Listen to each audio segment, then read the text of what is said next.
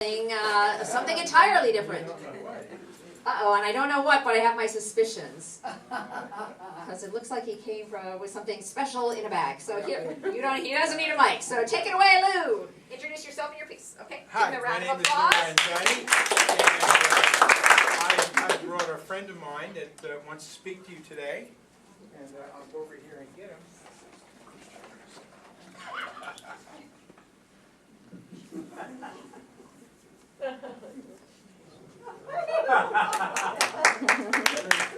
Hi everybody, I'm Lou the Rooster, and I thought I'd come and talk to you today. You know, most of you people were born, probably all of you, and you know, you don't know what it's like to be hatched.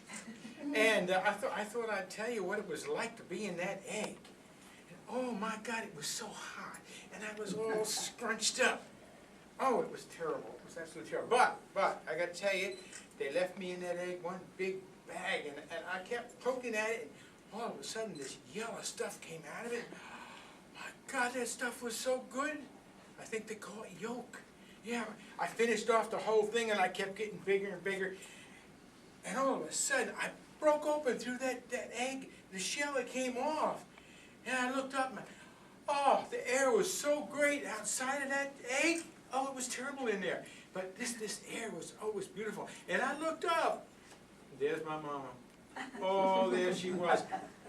My mama was a handsome Rhode Island red. Oh, I looked up, I said, "Hi, Mama. I'm Lou, and I'm a rooster." Well, my mama, she put her wings on her hips. She said, "Child, how do you know you're Lou? And how do you know you're a rooster?" Well, I didn't want to embarrass Mom because we had bonded. I mean, she sat on me for 6 days. And when someone sits on you, you bond. So, you know, I looked up and I says, "But Mom, everybody knows Lou's are roosters." She didn't like that too much, but she smiled at me. Yeah, chickens can smile. They got lips. You gotta look, but they're there. Anyway, she smiled and she says, okay, you're Lou the rooster. Well, I was pretty tired after breaking out of that egg. That was hard work. So I thought, well, I guess I'm going to go to sleep. So it was getting dark and I went to sleep. And I woke up at about 3 in the morning. And I had an epiphany. Yeah.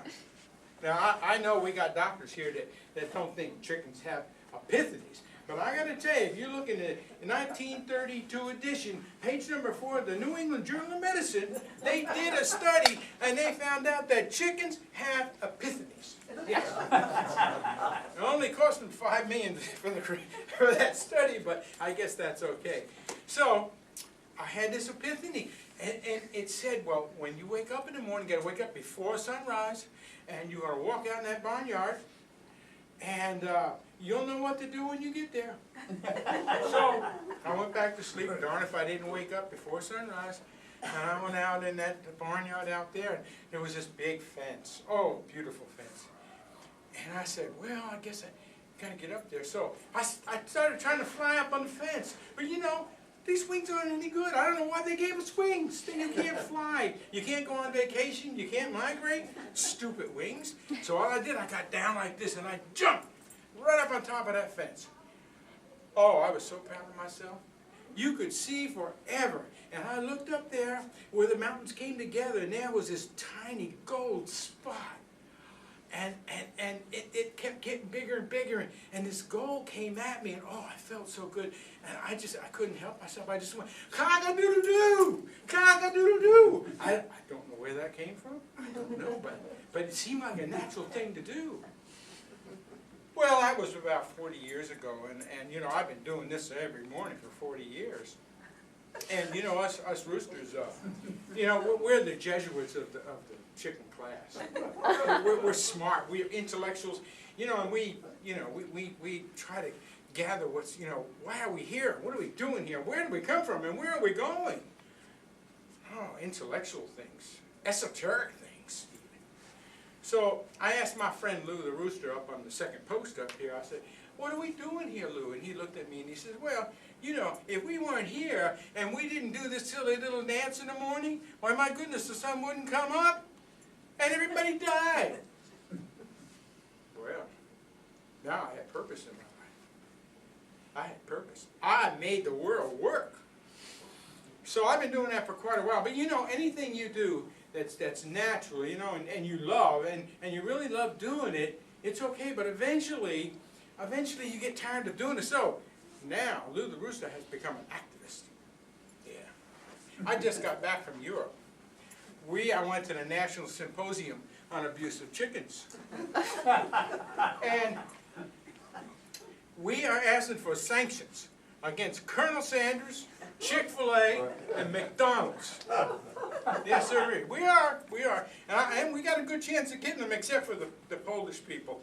They wouldn't go along with me because Polish chickens are treated so good in Poland. They're the national bird of Poland.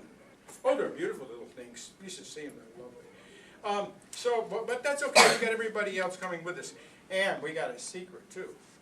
I just had a meeting with the seagulls down in San Diego. The Guild, the Seagull Guild, yeah. And they are, at this very moment, they're out on North Island and they're practicing bombing runs. Yeah. They're practicing on those great big white sharks no one likes. They don't like them either. So they're practicing on them. Now, I can't tell you the date, but all you people have seen that crazy cow that's up there on those big bulletin boards going down the freeway and it says, "Eat more chicken!" Well, I got to tell you, those seagulls are going after those cows. They're going to splatter all over those. And we're even trying to get the pigeons now. We're trying to get the pigeons to go around. You know how Colonel Sanders has those drive-thrus? These pigeons are going to come along and, oh, this windshield's are going to be a mess. Anyway, I'll keep you advised. And one other thing, too, adopt a chicken. They're really nice pets.